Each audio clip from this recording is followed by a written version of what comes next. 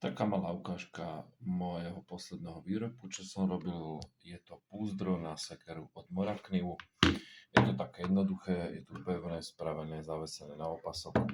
Je to všetko z hrubej kože robené, sú to hrubé stehy. Je to bez lepidla a vôbec nie je vrtané, všetko je vlastne perforované šidlom. Tuto som spravil takéto dve závlačky alebo bradavky, alebo jak to nazvem. Sekerka je to tak pekne jednoducho umiestnená na hrubo vyrobené na rýchlo, lebo nechcem sa mi s tým doma moc paprať, najradšej toto robím na rybách, kde mám veľa voľného času. Ale je to funkčné, je to masívne, vyzerá to ako peňaženka. Tak prečo nie?